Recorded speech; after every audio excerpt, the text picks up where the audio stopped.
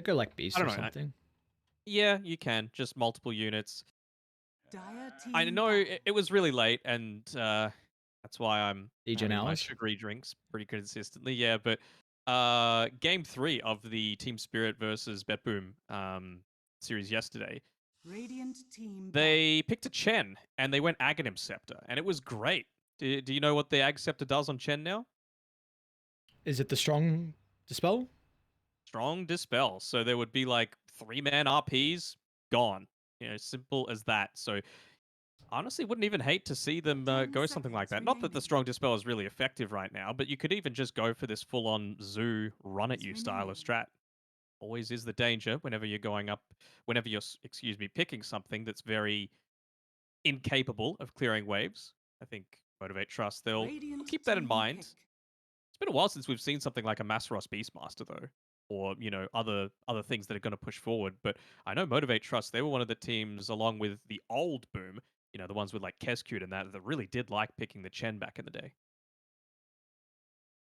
Yeah, I still feel like 10 seconds remaining. I'm on a side note. I'm really excited to see how much Chen is picked 5 up in Eastern seconds Europe. I know you remaining. just mentioned the one game, but because I thought the hero was going to be pretty popular with all the changes to the creeps, but I feel like his ultimate is really bad at the moment, and Ag Scepter is pretty costly to get to that stage to make it actually kind of decent. So I've like after the patch, I was like, yeah, this hero kind of sounds good, and then I saw the Dire ultimate change. team I'm like, pick. yeah, maybe he's not so good.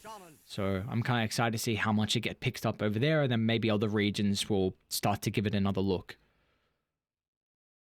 Honestly, the Shaman's not that great at clearing out waves either, right? Like, you don't really want to be maxing out the Ether Shock super early on. It's all about the control that 10 you're trying to seconds establish in a remaining. lot of these team fights. So I still think you could probably go down 5 this sort of seconds avenue of remaining. being a little bit more aggressive. Maybe not so much the Beastmaster, just because the boars are going to be pretty killable. I wouldn't hate seeing an Enchantress. I wouldn't hate seeing a Chen come through for Motivate.Trust. I think their lineup then very much relies on just snowballing because you have a Pugna Lifesteal opener with no stuns, and if you go for another support that doesn't have stuns, then it puts you in a bit of an awkward position to where you have a hole you really need to fill at your later stage. So what are you thinking? Like a Grim or something?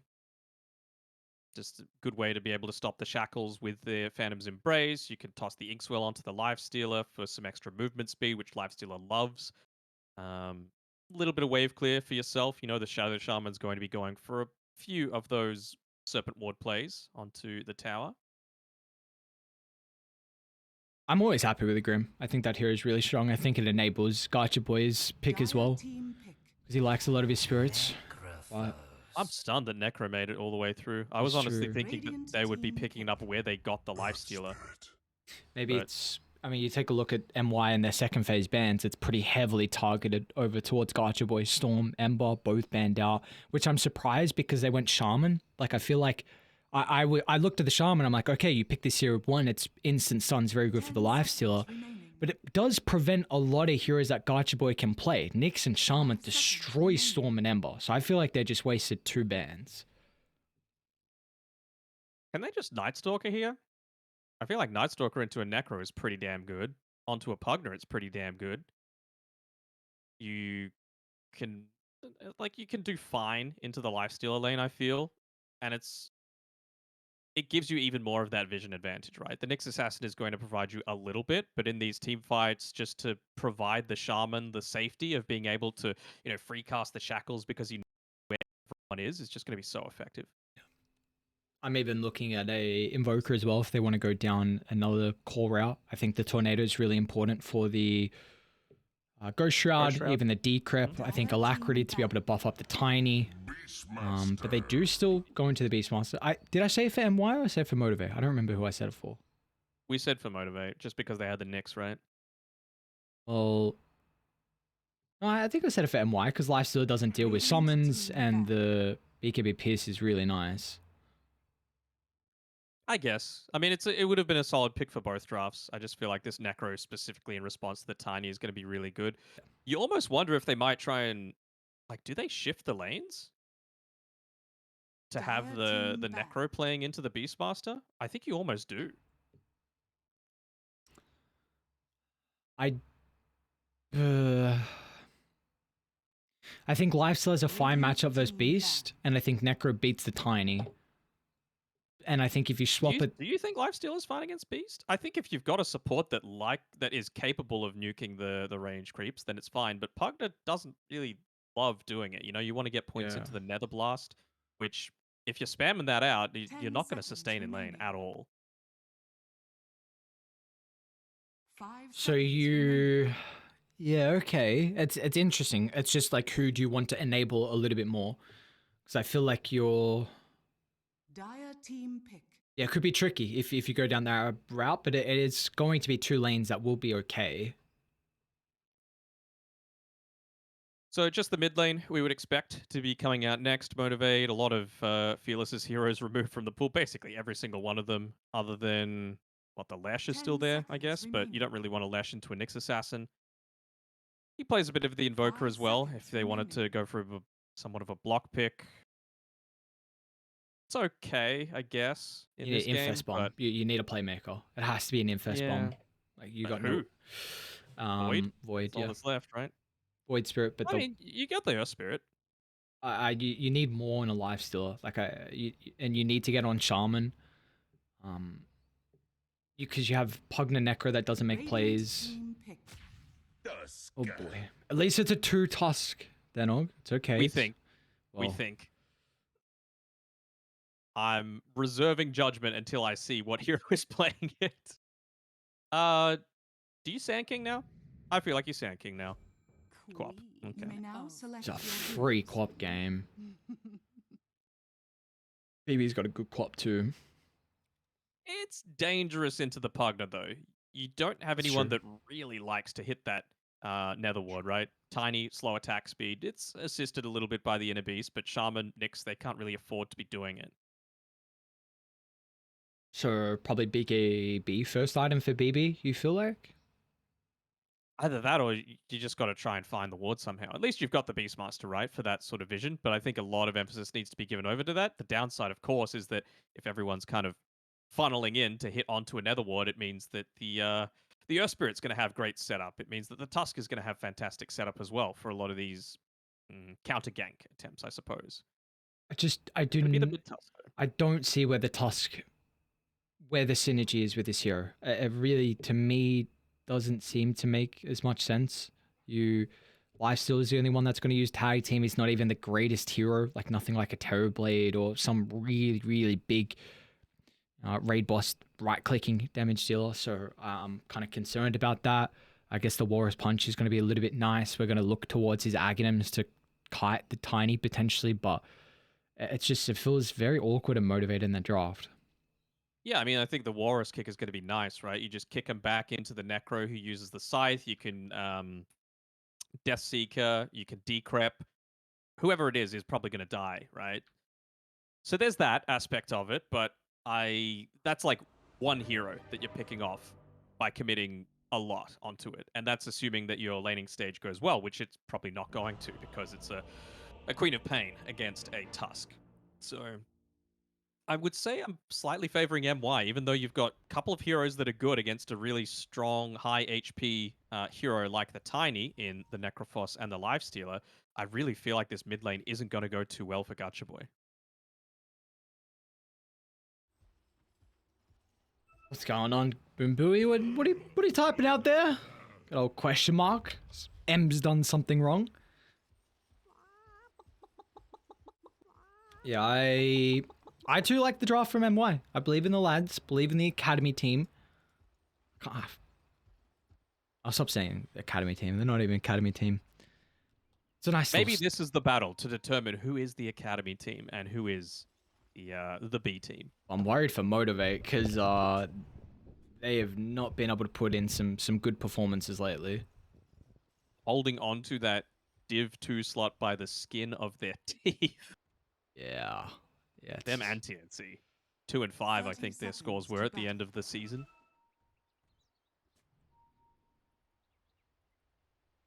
Oh, we'll see. We'll see how it's able to shape out for Motivate. They have a different look. We've honestly been getting a couple of Earth Spirits lately, haven't we? Was it twice yesterday?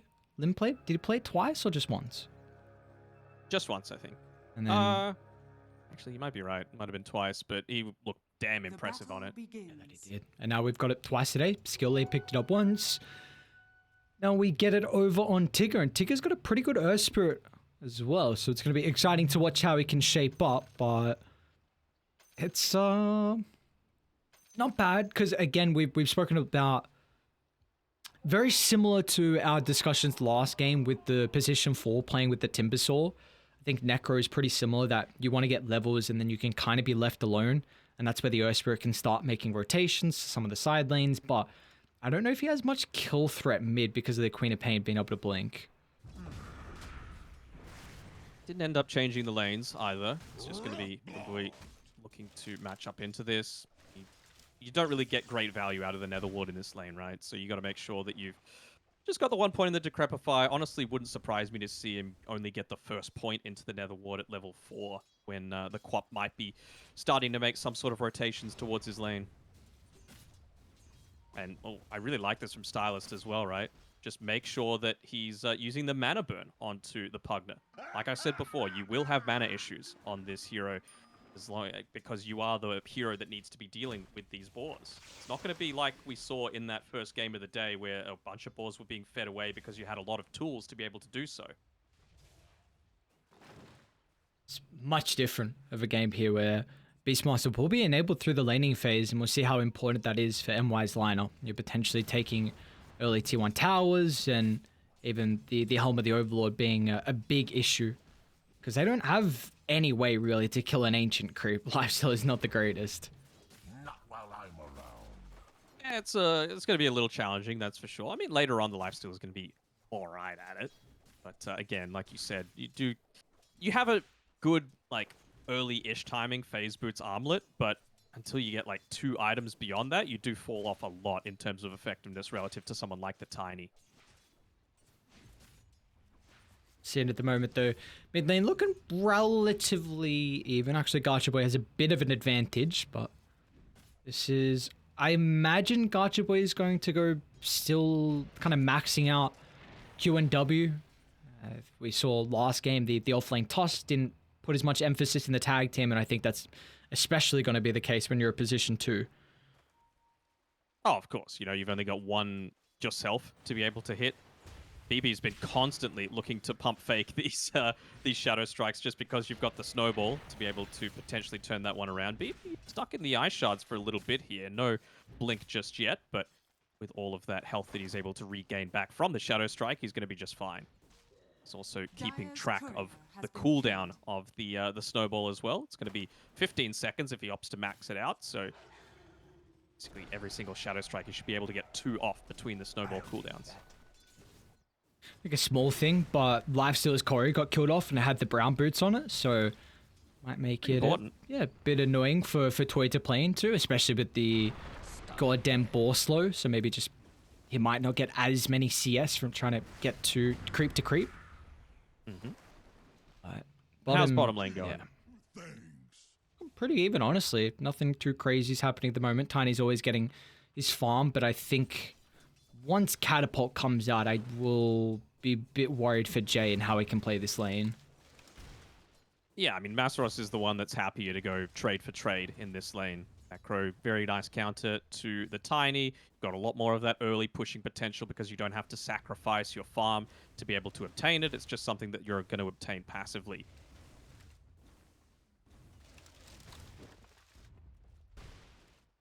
So it's looking like a bit of a farm trade to start our game 1. A bit more slower of a pace. We're not always going to get games like we had previously. That last game of the Army Geniuses versus Yangon Galacticos, the game 2 was quite action-packed, but it all set ourselves up perfectly. We don't have really crazy late-game heroes on either side of MY and Motivate, so I think we'll have a lot of action early to the mid-game. Yeah, it's just going to be around that Helm of the Dominator, you would assume, or BB being able to shove out this lane perhaps a little bit further, make a rotation with the Sonic Wave. He put the second point into the Scream of Pain at level 5, not wanting to commit too hard into harassing down a Tusk. 2 points is a nice amount of value, doubling the damage from the Shadow Strike as well as the heal. And Tusk have got pretty good HP regen as well. Strength Hero, Braces come out already, kind of playing near the tower, so it's going to get a little bit of extra help, and Gacha Boy's even brought out an extra set of tangos as well. So I like this call from BB, just the extra points in Scream also plays a little bit more around his own game, so he can maybe take a little bit more stacks around the jungle, or even with his rotations, some burst potential to maybe blow up the Necro, whereas the dagger wouldn't be as impactful. Immediately pinged out where he was just putting down that Observer Ward on Stylist inside the Dire jungle. They've obviously got the Observer Ward there, so they're immediately going to be able to scout that one out. As Bumbuy is going to go back and claim it. I'm really surprised with his skill build, getting that Nether Ward with 2 levels in it at level 3. Like I said, it doesn't really do anything in the laning stage. It just is going to be the direct counter to the Queen of Pain when she does start to make those Dire's rotations. middle tower is under attack.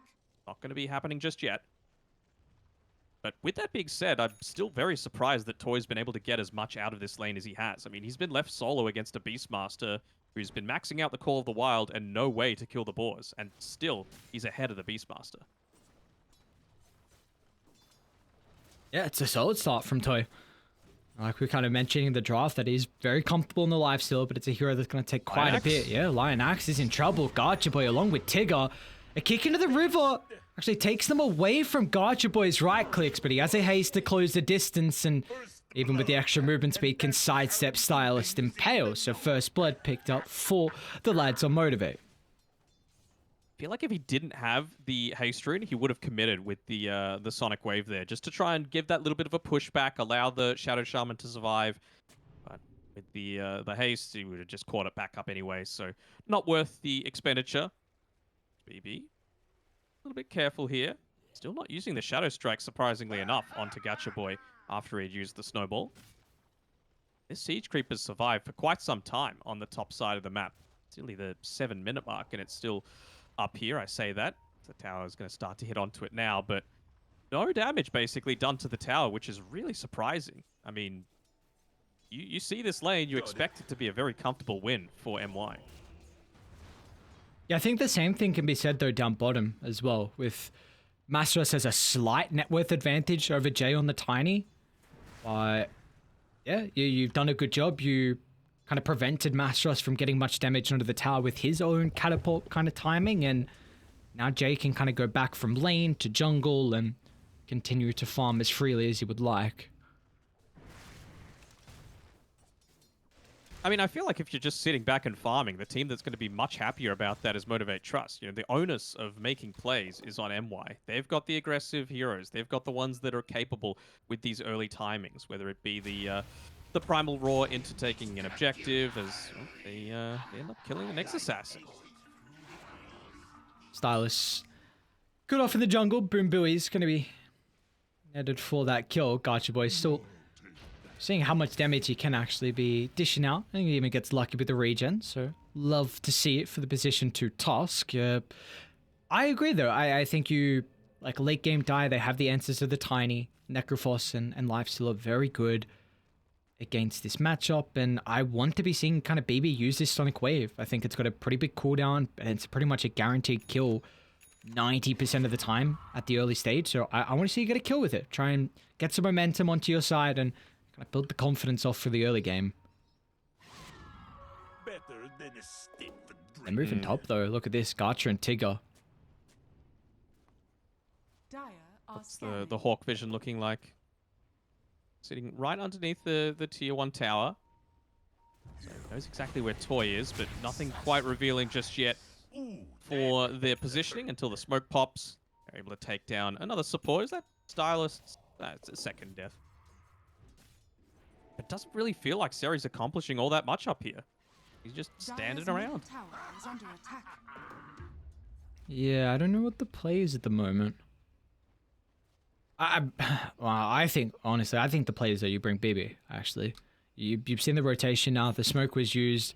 It did give them an opportunity, though, to drop a lane ward, which is huge, because this is a lane that MY wants to be playing aggressive. So the fact that Motivate are going to have some vision up here to play with, it might give them some confidence to defend this tower early. And they've got a lifesteal as well. Like, this here is very difficult to shove out of the lane. Difficult to shove out of the lane, and even if people do come and join in, he's got the point in the infest, right? So any kind of aggressive attempt onto a hero whose name isn't Lifestealer, you're always going to be able to get that infest bomb for the HP. And even the save, right? In terms of the Tusk, the Pugna, plenty of defensive mechanisms that Motivate.Trust have. We have a bit of a battle by the 10-minute rune. It's going to be DD bottom, and BB was thinking about jumping, but Oh, I this have to is go a deep. defensively. That is huge, though. Gotcha, boys. Still a lot of damage onto Lion Axe. They're trying to line up the Sonic Wave, clipping onto multiple heroes. BB's not going to have that opportunity, so we'll just get the easy kill onto the Pugna. There's BB. There we go. Gets the first one for MY, so they are now on the board. It's on the back of a pretty optimistic snowball coming from Gotcha Boy, though. Right next to the tower, against a hero that has a blink as part of their toolkit. It's go time. Be able to take advantage of the siege creep at least. But I think so. You got Seri, you got the Max Serpent wards. Oh, yeah, I guess so actually. Got the Dark Troll Summoner as well. I think you really want to stay around to put some damage into the tower. Stylist is in trouble. Simultaneously, Tigger's going to roll in throughout the river. Roll to hold back, giving them an opportunity to reset away from the magnetized damage. But Motivator just continuing to accumulate this gigantic lead early. It's already up to 3,000. Up to 3,000. I mean, that's the impact of the Netherward there, right? Making sure you're turning it up, placing it super early. And it just means that BB is so scared to have to use a lot of your abilities. Costs a lot to play around as this Queen of Pain. Now we have Mastros who's going to join mid. An early Spirit Vessel on the Necrophos. And a great way to be able to deal with the Tiny. Not that he's probably thinking about getting involved early before BKB, but this should secure the tower. I don't see much of a defense because, like you said, this Netherward just completely cancels out anything the Queen of Pain can do. Radiant's middle tower is under attack. Really does feel like because of the lack of rotations from BB towards the top side of the map where Beastmaster wanted to be playing, and maybe even the fact that the Beastmaster probably didn't get as much out of the lane as he should have, means that you're not actually going to be able to do anything until the Tiny is ready to start joining a lot of these team fights. I mean, he's positioning himself up here now to maybe put a little bit of harass in onto the tower, but it just feels like he's sitting back and farming and doing it slow, but you're up against a Lifestealer, my man. Great against high HP heroes. Necrophos, same sort of thing. Tusk, going into those early effective items like the BKB, the Blink Dagger, and I'm sure after that is going to come the Ags. Sarah's in trouble top. They're going to go under the tower here, so might be a bit hesitant on Motivator, though Tigger thinks about rolling deep. The life drain's going to be cancelled off thanks to the incredible avalanche from Jay, and yeah, Tigger will get no assistance. Even BB wants to show up. The roar down to the southern side, holding back Gotcha Boy is very disconnected from the team, but Gotcha Boy will bring someone to the grave before he's killed off. Let's see if he can play around with the regen or even the life drain. Oh! No way, Gotcha Boy surviving on a slither of hell. Toy's gonna go for the deny. Oh. No way, Gotcha Boy. That is huge, and he gets denied off, and in the end, a 1-for-1, I believe. I don't think anyone respawned while that was going on. Don't believe so, and Masros spent that entire time farming. So you've got a very happy Necrophos about to hit up onto his Boots of Travel, just to enable that lane shove to happen. Again, MY don't want to be splitting and farming at this stage. They want to be grouping together, and they want to be pushing. You've got the Mass Serpent wards, you've got the Beastmaster, only level 8. Surprisingly enough, 2 levels behind Masros. And with him, he's just going to be able to stick himself onto the other side of the map, be very tanky.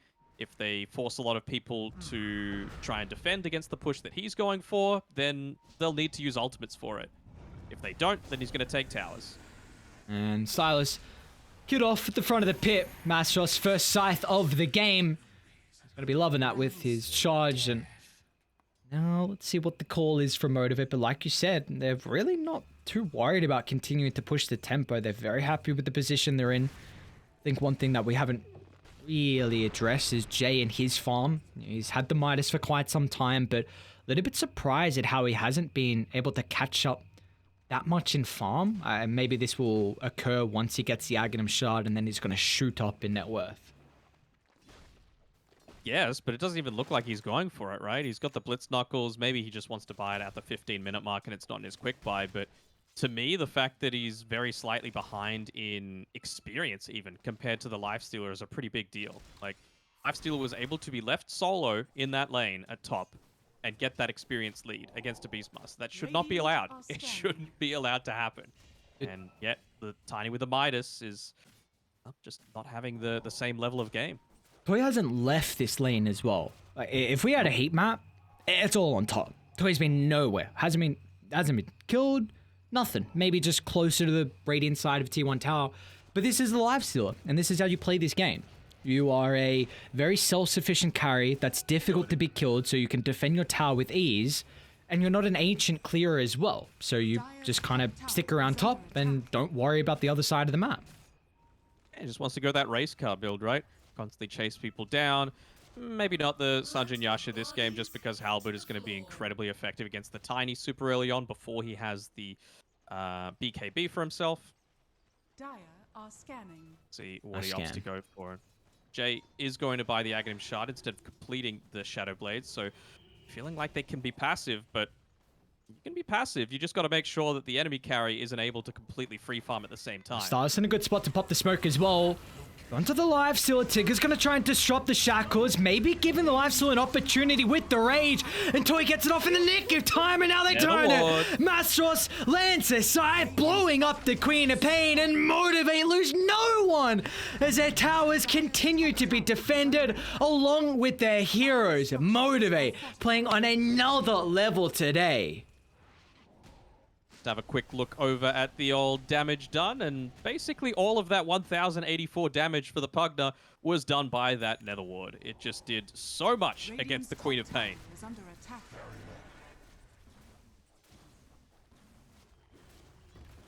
Oh boy, this is a rough position to be in. Because how do you come back now? BB hasn't snowballed. Orchid is now what I'm looking at for BB, but if this is anything to go by with how he hasn't been able to get pickoffs across the map, I don't see how it's going to be enabled once he gets Orchid. Like, who are you actually targeting with this Orchid? You're going to have a Blink Dagger, sorry, a BKB on the Tusk. You're going to have a Yule Scepter on the Necro. Lifestealer? I mean, he's pretty tanky. I don't think you can 100 to 0 a Lifestealer.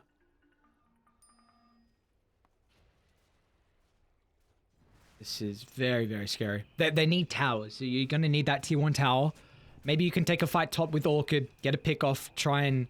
I think you have to smoke to get a ward behind the tower or around top just to make sure there's no reinforcements, like they're not baiting Toy. Because he's getting to a stage where you can continue to dangle Toy and then Tigger can go through, cancel shackles, and then you can just life drain the Lifestealer, or you can give him the heal from the Necrophos, and all of a sudden, Radiant, they're a very heavy committal lineup. Cop's going to blink in, Tiny's going to run in, same with the Beastmaster as well. So it's NY, you got to get kills, you got to get them fast, otherwise if you don't, then you're in really rough position. Yeah, you got to get kills and transition them into objectives. Have they gone for a smoke play yet? Maybe one, right? And it was maybe popped by... It was top, yeah, recently, I think. Yeah, so... I don't know. It just feels like they haven't achieved anything that their draft was meant to early on. Queen of Pain is supposed to dominate the lane. Didn't. Or maybe Jay can get a kill. Shadow Blade. Easy one over to the Pugna, so nicely done. We see Jay's net worth is starting to bounce back up with the Aghanim Shard, but... It's another thing is we were speaking about the Nyx Assassin in the draft, and that teams are like maybe the reasoning why they're going for this because the Pugna answer or actually hang on that Jay gonna be in trouble. Gotcha boy gonna push him further towards Mastros so they can land the site. That was a beautiful Gotcha boy DD Arcane for that attempt, and look at this, Toy's already hitting Roshan without looking. What is Mastros building? Oh, I saw it's a Radiance. I saw it a little bit ago. It's a cool item this game. You're far ahead. Yeah. It's going to help you with survivability. It's good versus Tiny. Of course, BKB's always been only downside would be if he's off on his own farming and the Nyx Assassin finds him. That is true. And, you've got Shadow Blade on the Tiny, you've got Blink on the Queen of Pain. You're capable of being burst. Stylus under the sentry. Gonna kick him closer to Mastros once again, but maybe this time, you see, without the Pugna, BB can freely spellcast. They will trade 1-for-1. Simultaneously, the top tier 1 tower has been claimed. So that is a nice sequence of events for MY. You trade kills, you're happy with that because the position you're in, but importantly, you get a tower top, Let's hold that thought. Bottom lane, they're trailing Mastros, but the Observer Ward will see BB playing pretty aggressively. Radiant's middle tower is But under attack. yeah, just because ready right now you're playing on pickoffs. You have this Orchid on BB, you have the Nyx Assassin that wants to scout out and then wants someone else to fly on over and have the burst. So now having top tower just means that Motivate maybe have to overstep the mark a bit too far, like they won't feel as safe with that structure there. So can kind of open up maybe some opportunities for MY to get Are pickoffs. scanning. Actually, Lifesteal actually is going the race car build. Went the Sanj and Yasha just to be able to chase down a lot of these. I don't want to say that they're fast enemies, but it just always feels so good to be enabled by your item build. And really, right now, all that Lifestealer is wanting to prevent is being kited.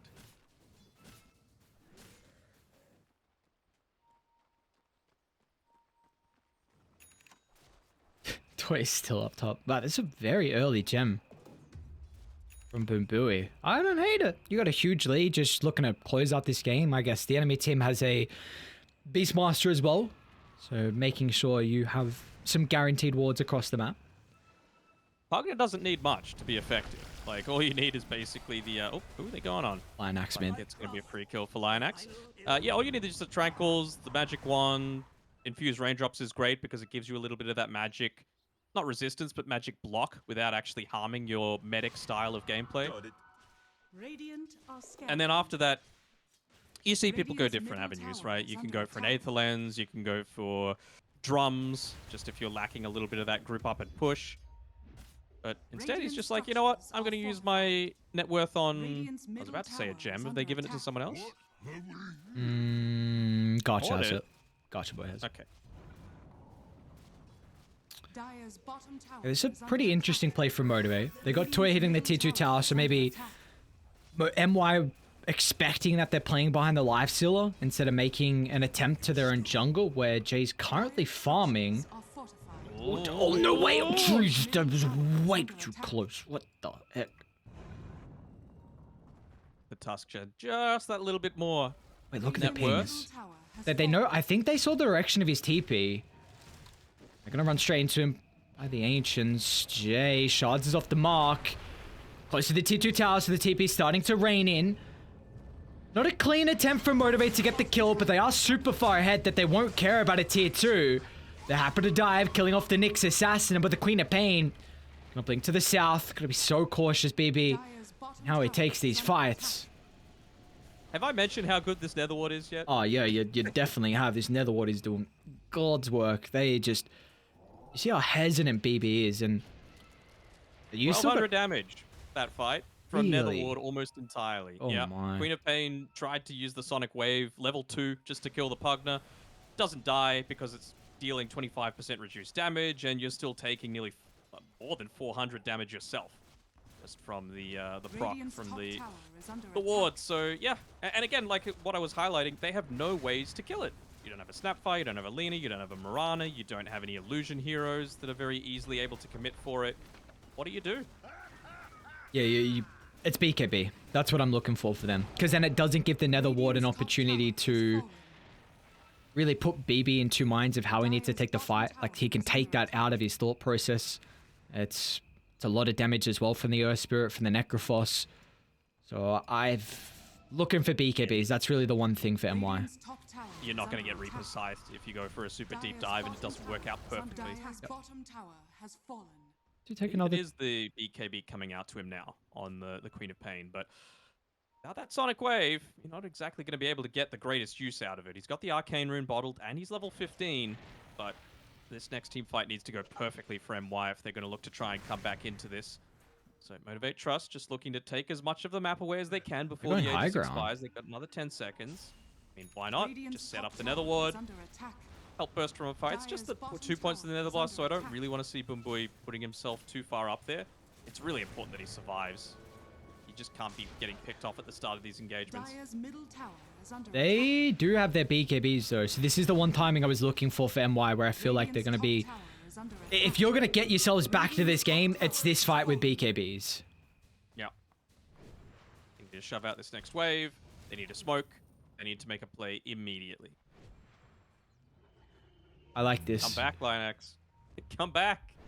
Oh, they're moving on forward. Okay. And, well, Tiny's not actually under the cover of the smoke, so he's going to be the one that reveals on the lane. Might make them feel a little bit safer, but I honestly feel like you're lacking in damage pretty heavily if you're just going in without the Tiny's assistance. Motivate are reading this, though. They know what's happening. They're trying to group up by their own triangle.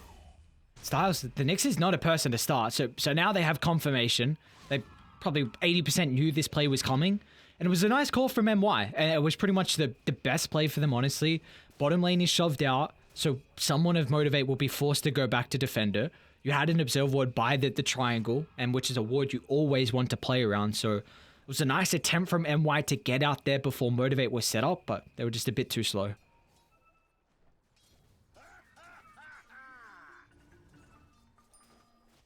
Struggling to find the avenues for them to come back into this. I mean, Stylist is playing around the bottom side of the map near the Lifestealer, but... Dude, Vendetta's about to expire. Stylist? Boy, do you commit with this? Oh my, not the infest from Toy. They get the kill nonetheless, but that's your BKB on BB and gotcha, boy. Flies over the tree line, a tip before they even kill BB. Oh, that's not good at all. Ew, wasting the ultimate as well. And look at this. Tigger's straight to top now, just in case they go for Mastros, but the Hawk's gonna reveal Tigger's positioning, so they'll go for the Earth Spirit instead. Mastros has got a bunch of heal that it can provide the Earth Spirit. Maybe he'll roll away afterwards, but Jay, one slam of the tree. Gotcha Boy's gonna jump over once again, do this tiny, but it will not matter. Gets rid of the Necrophos with a BKB TPR. Jay will be okay, knowing the Walrus Punch is on cooldown. Also now is definitely at that stage on Toy where he's able to deal with the Helm of the Overlord creep. He's got his Kyron Sanj, he's got the Assault Cuirass, he's level 19, plenty of attack speed to be able to take it down. Net worth lead's not really... It's not growing. You're against a Tiny. That's just the reality of the situation. But, yeah, no one else is keeping up. Ceres, all he's got is the Overlord. BB is going to be working on the Sanj and Kaya after that BKB, but I think... Now you've got a blast rig on a Necro, so say goodbye to getting burst down by a Tiny without him committing a BKB. Yeah, I like this call as well from Mastros moving into the Lotus Orb. In particular, you just want the plate mail for the armor. The only way you die this game is because the Tiny, like, kidding you with Ghost Shroud not activated. Mm-hmm. So it's going to be all eyes on Roshan. I guess this is a nice thing about the Beastmaster is that you will always at least have some way to scout out the area. But still, Gem is making it super difficult for MY to get anything out of the map. Well, he's just going hawk hunting at the moment. He was able to take out one near the Roche pit. But this is what happens when you put yourself in harm's way. Oh, they're on the Earth Spirit too. That's a big Straight deal. to the back line. If they can get rid of the Lion Axe, it is a lot of their control. And now Toy can just freely right-click Jay. Man, look at the damage that Toy is dishing out. This Basher means that Jay, unable to really stand his ground, but as soon as the Rage expires, they'll kite Toy. To the west they go, but there is an Observer Ward, so Motivate continuing to stalk their prey as the Infest bomb. Plenty of damage, cutting away BB's life, and Jay's gonna try and hide in the tree line, but the Shadow Blade soon to expire. He does get a kill before his death, but the Scythe cuts away the dome. Motivate, a 3-for-1, 3-for-2 potentially. Yeah, 3-for-2, but the Pugna and Earth Spirit buyback. In fact, it's a dieback for Tigger. And look at this, just trying to cut the lanes as much as possible with the Ancient Granite Golem, not wanting to give them that a way to remove backdoor protection. Of course, anytime that you lose a cause, even though buybacks are expanded on the supports, it still feels very worth it for Motivate.Trust going for that kind of rotation and trade. And Toy, back when he was considered that one-trick pony, that Medusa, you and I were both surprised when he busted out a really great lifestealer performance in the DPC, and he's doing it again. Yeah, he's exceptional lifesteal. I think this Templar Assassin and the Deucer, like you said, I'm pretty sure he likes his Phantom Assassin as well, if I remember correctly. But yeah, I mean, this is the nice thing for Motivate. We kind of were bringing up earlier that they are a team that struggled through DPC, but having having the Pro Series to be able to work on games like official scrims where you can practice and build up that hero pool is going to be really important for them in 2 or 3. And they've got the open wounds now as well on the Lifestealer, so even easier to fight up into the Tiny. 2% of the target's max health. And when does it transition over to someone else? Is it when you get the kill or right click? Does it work? After they receive 500 damage, which will happen pretty damn quick this game, especially if he's hitting those high HP targets with his feast. Radiant's top barracks has fallen. What's the play? Jay's going to look for a toss back, but instantly Toy, quick fingers with the rage. Roll will disrupt the Lifestealer's damage for the moment. Another defensive use of their ultimates. Radiant's top barracks But has fallen. now you don't have this for the next high ground seed, so I imagine they just walk it down mid. Yeah, they don't have the Sonic Wave, they don't have They're going early. anything, although Lifesteal is a little bit deep. Again, how do you deal with the Nether Ward? Toy is able to just sit on the front lines, get healed up by Boombui. You gotta kill this Pugna. It doesn't get simpler than that. Pugna must die. This Granite Golem's being a bit of a nuisance, but they have got creeps through. Meanwhile, Pugna's in trouble. Okay, this is pretty cool. They're disrupting the fight. The formation's broken. Toy's inside the base, but he might not care. A 1v4 at the moment. Able to cut away 1 life and now setting up for round 2. But again, they don't have the ultimates and Motivate. They've got the numbers to dive deep. Tier 4s, who cares? Oh, Gotcha Boy's even got the items. So Jay was playing around with his own toss, but Gotcha Boy has got a different form. The force repositioning. BB is at least able to get the Earth Spirit, but it might cost him his life for BKB, but Gotcha Boy sends him sky high into the air. And this might be where she calls it as Motivate. A beautiful game 1 performance. Dire's bottom tower is under So attack. remove the backdoor protection. They're picking out the siege creep, which eventually dies to the creeps. Dude, look at the Granite Golem. It's a big wave. Radiant's a lot of Oh fun. my tower god. is under attack. That conga line. It's a lot of farm, man. Sarah's like, Who's gonna damn. bring it to? Radiant's middle tower has And fallen. Boombui knows. Radiant's middle barracks are under attack. Oh no, not the centaur stop. After the conga. Radiant's middle barracks So has how many fallen. waves is this? Radiant's 4? middle barracks are under attack. Radiant's middle barracks. That's a lot. That's a lot. Radiant's bottom my. tower is under attack. 1% chance for the lads on MY. There's a big red line moving top. Yeah, what now? You've kind of just brought a gigantic wave here. Oh, you Just got gonna ulti it? Radiant's you got bottom Jay up in tower has 10. fallen. Is he close to anything? Not really. Oh my. Who takes it? No, not the creeps. We kind of have to deal with that now, but you also have bot that you have to deal with. And if you don't deal with top, then your tier 4s are going to take a lot of damage. So Jay just ignores it entirely. Okay, toss back, Lifestealer. Nice attempt. Remember, he doesn't have the age for the Lotus Orb play. Is it enough to keep Toy alive? You bet it is. Back up to full health thanks to the Satanic, and it looks like Jay's going to be killed off. A celebratory kickback as Seri. A TP out will be cancelled, and the GGs are called as Gotcha Boy wants a high five to celebrate the beautiful game 1 that Motivate had. And I was a little bit hesitant about the toss, but we saw some really good rotations from Kim along with Tigger to set themselves up perfectly in the early game. You see what you're able to do with Tusk when you actually have levels on it in the early game? That doesn't happen if you play it in the off lane, if you're having to constantly share it with a leeching support, just ruining your game basically. So I don't mind the Tusk if you pick it at the period where Motivate.Trust did, towards the end of the draft, where they felt like the additional tempo would provide them with so much to enable this this Necrophos in particular.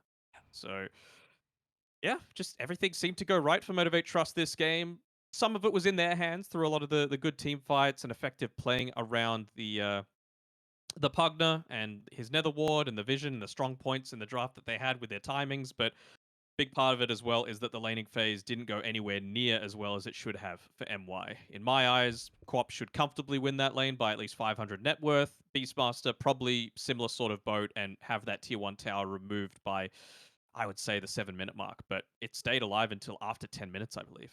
Yeah, I think I think the big thing that they're going to be kicking themselves about is that second phase of bans, something that I brought up, even though I was favoring MY's draft. I think it was the banning of the Ember, the Ember, the Storm, and the DK. When they had a Nyx and they were going to pick the Shaman at the 15th, you didn't need to ban those Spirit heroes. Those two heroes, Didn't need to Shaman ban the Storm.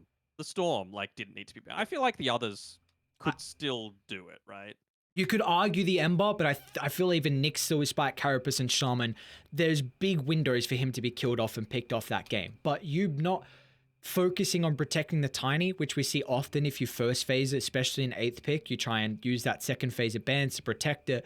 Well, the Necro got let through. The Lifestealer was picked up early, that didn't matter, but we just saw the Necro was a big reason how they could really, just the health that he could provide for this group up so they could get towers, and they just no casualties in the fight. So for me, that's what I'm looking at. I think the second phase was a tricky one. It was very tricky, and I don't think they even made a single attempt with the Nyx Assassin in the Vendetta onto where the Necro was farming with his Radiance to go for that Spike Carapace into rest of the team joins in before the Pugner's able to set up with the Nether Ward or other heroes attempt to save him, right? Like, it just never happened. So, yeah. Big props to Motivate.Trust for making the best out of their draft, and why they're going to need to change things up because, again, this is an elimination series. If they lose, they are not going to be part of the BTS Pro Series, and Motivate.Trust will be moving on. Yeah, well, moving on at least to another series. Of course, it is. They still have to place one against one more team, which that will be Yangon Galacticos in the lower bracket finals, but that is for another day, and we still have to finish this series. So Motivate.Trust, a game advantage in our last best of 3 of the night. Let's see if MY can hit back in game 2.